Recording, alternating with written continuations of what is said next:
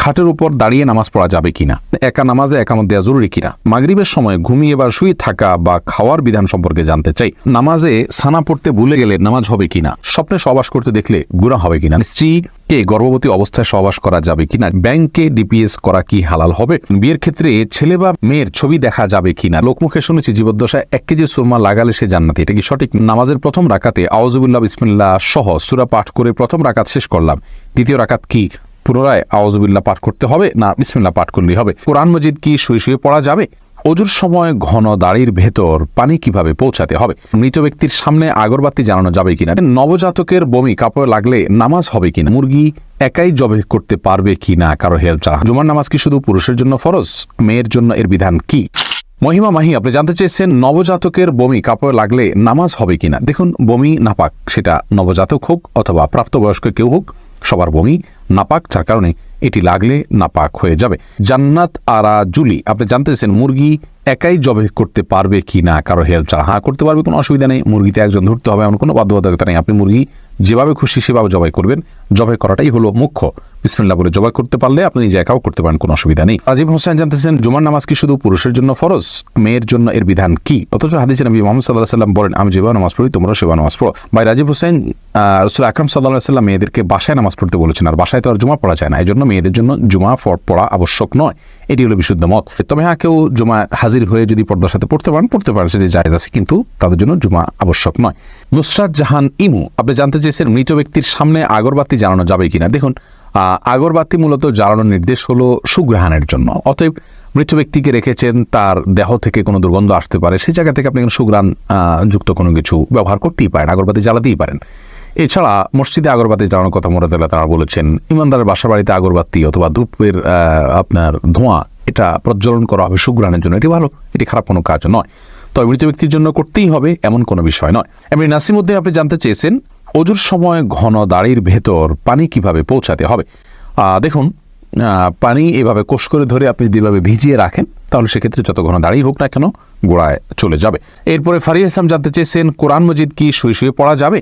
হ্যাঁ বোন ফারিয়া, কোরআন মজিদ শুয়ে শুয়ে পড়া যাবে, কোরআন মজিদ শুয়ে পড়া যাবে না এমন কোনো কথা কোরআন হাদিসের কোথাও বলা হয়নি, বরং সাধারণ অবস্থায় কোরআন মজিদ পড়া যাবে। তবে কোরআন মজিদের প্রতি কোরআন মজিদকে বুকের মধ্যে ধরে অসম্মানজনকভাবে শুয়ে শুয়ে পড়া উচিত না। আপনি মুখস্থ থেকে পড়তে পারেন, আর সাধারণ অবস্থায় বসে বসে সুস্থ অবস্থায় আপনার কোরআন মজিদ পড়ার চেষ্টা করা উচিত। সাইফুল ইসলাম জানতে চেয়েছেন নামাজের প্রথম রাকাতে আউযুবিল্লাহ বিসমিল্লাহ সহ সূরা পাঠ করে প্রথম রাকাত শেষ করলাম, দ্বিতীয় রাকাত কি পুনরায় আউযুবিল্লাহ পাঠ করতে হবে না বিসমিল্লাহ পাঠ করলেই হবে?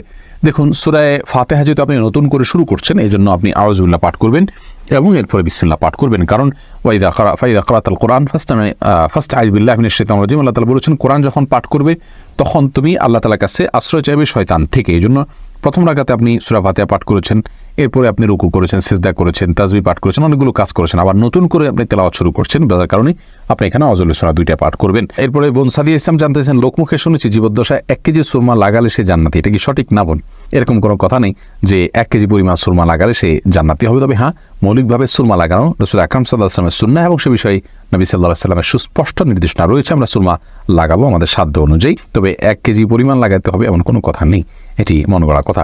আয়েশা আহমেদ আপনি ইউটিউব চ্যানেলে প্রশ্ন করেছেন বিয়ের ক্ষেত্রে ছেলে বা মেয়ের ছবি দেখা যাবে কিনা। দেখুন, ছেলে বা মেয়ের ছবি দেখা যাবে বিয়ের ক্ষেত্রে শর্ত সাপেক্ষে, আর সে শর্ত হলো ছেলে মেয়ের ছবি দেখবে, তার কোনো বাবা অভিভাবক বা অন্য কাউকে দেখাবে না এবং দেখার পর এটি মুছে ফেলবে নিজের কাছ থেকে, এবং মেয়েও ছেলের ছবি দেখবেন এবং সেটি ফিতনায় পতিত হয়, ছবি দেখে বাজে চিন্তা হয় বিবাহ ছাড়া আগ পর্যন্ত, সেই সুযোগ যেন না থাকে সেজন্য এটি রিমুভ করে ফেলবেন। এই শর্ত সাপেক্ষে এটি দেখা জায়েজ রয়েছে সম্পূর্ণ বিয়ের নিয়ত যখন পাকাপাকি হয়ে যাবে তখন। আর আজকাল যেমন হয়, আল্লাহ মাফ করুক, তথাকথিত অবৈধ প্রেমের ক্ষেত্রে অনেকে বলে যে আমার বিয়ের নিয়ত আছে সেজন্য আমি দেখছি, আপনি দেখেই যাবেন, এ অধিকার আপনাকে দেওয়া হয়নি। আপনি এক নজর দেখতে পারেন শুধুমাত্র জানার জন্য, বাস এটুকু, এরপরে আপনি সেটার কন্টিনিউ করতে পারবেন না। সজল শেখ আইডি থেকে আপনি জানতে চাচ্ছেন ব্যাংকে ডিপিএস করা কি হালাল হবে। শুধু ব্যাংকগুলোতে ডিপিএস করা হারাম হবে, যেহেতু সেখানে আপনাকে সুদ দেওয়া হবে, সুদ ভিত্তিক লেনদেনের চুক্তি আপনার সাথে হয়ে যাবে সেজন্য।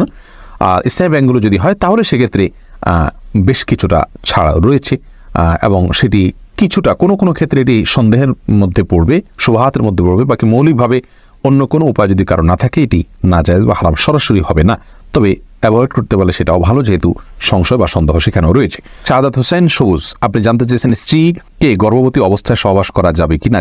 স্ত্রী গর্ভবতী থাকলে সে অবস্থায় সহবাস করাতে কোনো নিষেধাজ্ঞা নেই। এমডি সোহাগ খান জানতে চেয়েছেন একা নামাজে একামত দেওয়া জরুরি কিনা। জি ভাই, একা নামাজ পড়লেও আপনি যখন একাকী ফরজ নামাজ আদায় করবেন, একামত দিয়ে নামাজ পড়বেন, এই উদ্দেশ্যে কেউ চাইলে আপনার সঙ্গে এসে যোগ দিতে পারে জামাতে। আমরা কিন্তু এটা অনেকেই জানি না। কেউ যদি নামাজ শুরু করে দেন একা একা, তে যদি জোরে জোরে তাকবীর বলেন ইমামতের নিয়তে, পরবর্তীতে কেউ এসে তাকে টাচ করে তার পাশে দাঁড়িয়ে জামাতে শামিল হয়ে যেতে পারে, যে কোনো পর্যায়ে, যে কোনো মাঝামাঝি পর্যায়ে এসেও শামিল হয়ে যেতে পারে। তাহলে সেক্ষেত্রে তারা উভয় জামাতে সালাত আদায় করার সওয়াব পেয়ে গেলেন। সুজন মুখতার, আপনি জানতে চেয়েছেন ইউটিউব চ্যানেলে স্বপ্নে সহবাস করতে দেখলে গুনাহ হবে কিনা। না, এর কারণে কোনো গুনাহ হবে না, কারণ এটি বান্দার ইচ্ছার দিন কোনো বিষয় না, বান্দার ইচ্ছাধীন বিষয় নয়, এমন বিষয়ের জন্য আল্লাহ তাআলা বান্দাকে পাকড়াও করবেন না। মোশাররফ হোসেন জানতে চেয়েছেন নামাজে সানা পড়তে ভুলে গেলে নামাজ হবে কিনা। হ্যাঁ ভাই, নামাজ হয়ে যাবে, কারণ সানা পড়া এটা নামাজের জন্য ফরজ বা ওয়াজিব নয়। ফরজ বা ওয়াজিব নয় এমন কোনো কিছু ছুটে গেলে নামাজ হয়ে যাবে, কোনো অসুবিধা নেই। এমডি রায়হান সিদ্দিকী, আপনি জানতে চেয়েছেন মাগরিবের সময় ঘুমিয়ে বা শুয়ে থাকা বা খাওয়ার বিধান সম্পর্কে জানতে চাই। দেখুন ভাই রায়হান, মাগরিবের পরে এশার আগে শোয়ার ব্যাপারে হাদিসে নিষেধাজ্ঞা রয়েছে। নবী সাল্লাল্লাহু আলাইহি ওয়াসাল্লাম অপছন্দ করতেন এই সময় শোয়াটাকে, যার কারণে মাগরিবের পরে শোয়া উচিত নয়। তবে যদি কেউ অসুস্থ থাকেন, শরীরে ক্লান্তি থাকে, তিনি শুয়ে আছেন ক্লান্তির কারণে, সেটা ভিন্ন বিষয়। কিন্তু সাধারণ অবস্থাতে এই সময় ঘুমানো নিষেধ, কারণ এই সময় ঘুমাইলে আপনার এশার সালাত তরক হয়ে যেতে পারে। তাছাড়া সকাল এবং সন্ধ্যার সময়গুলো আল্লাহকে স্মরণ করার সময়, জিকিরের সময় যেন এই সময় ঘুমিয়ে কাটাবেন না। শুধু সামান্য একটু শুয়ে থাকা এটা ভিন্ন বিষয়, এটা ইনশাআল্লাহ নিষেধাজ্ঞার আওতায় পড়বে না। মোহাম্মদ আব্দুর রহমান, আপনি ইউটিউব চ্যানেলে প্রশ্ন করেছেন আমাদের, সিজদার সময় জুব্বা টাকনুর নিচে চলে যায় তো কি করব। সিজদার সময় চলে গেলে সেক্ষেত্রে আপনি যাতে না যায় টেনে রুকু সেভাবে সিজদা করবেন। দুঃখিত, আমি রুকুর কথা বলছি। রুকুতে অনেক সময় চলে যায়, তাহলে সেক্ষেত্রে কিছুটা টেনে রাখবেন। সিজদার সময় চলে গেলে সেটি আপনার এক তো এখতিয়ারাধীন নয়, আর সেটি কারণে ইনশাআল্লাহ কোনো গুনাহ হবে না, যেহেতু এটি আমার এখতিয়ারাধীন নয় এবং এটিকে আমরা ধরে রাখতে পারবো না। অনেক ছোট ছোট পোশাকও দেখা যায় সিজদার সময় ঠিকই চলে যায় জড়সড় হয়ে, এটি স্বাভাবিক অবস্থা না। সাধারণ অবস্থায় আমরা চলাচলের সময়, দাঁড়ানোর সময় যেন টাকনুর নিচে পোশাক না থাকে, সেটিই মূলত হাদিসে নিষিদ্ধ। বাণী, এই আইডি থেকে আপনি জানতে চেয়েছেন খাটের উপর দাঁড়িয়ে নামাজ পড়া যাবে কিনা।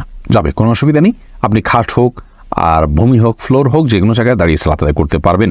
আপনি স্বাভাবিকভাবে যদি সালাত আদায় করতে অসুবিধা না হয়, তাহলে সেক্ষেত্রে কোনো অসুবিধা নেই। হ্যাঁ, কোনো খাটের উপরে দেখা যায় যে ম্যাট্রেস বা ফোম থাকার কারণে অনেক দূর ডেবে যায়, যার কারণে রুকু সিজদায় তিনি ব্যালেন্স রাখতে পারেন না এবং সুন্দরভাবে সালাত আদায় করতে পারেন না, সিজদা সঠিকভাবে করতে পারেন না।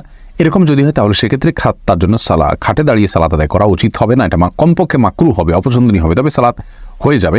যেহেতু সালাত স্বাভাবিকভাবে করতে তার অসুবিধা হয়, শরীরে ব্যালেন্স ঠিক রাখতে পারে না, রুকু সিজদা যথাযথভাবে করতে অসুবিধা হয় এবং মনোযোগেও ব্যাঘাত সৃষ্টি হয়, যার কারণে এরকম জায়গায় সালাত আদায় করা উচিত নয়। আর যদি এতটা নরম না হয় তাহলে সেক্ষেত্রে সাধারণ খাটে বা চকিতে সালাত আদায় করতে কোনো অসুবিধা নেই।